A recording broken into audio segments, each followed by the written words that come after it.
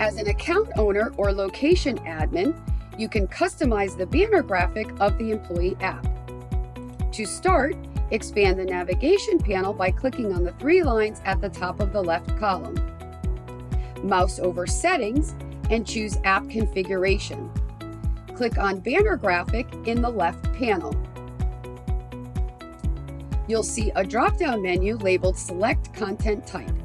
Here you can choose what to display as the banner graphic. There are several options.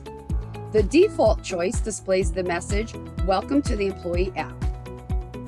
Choosing Media will allow you to add an image. The Web Page option lets you enter a URL.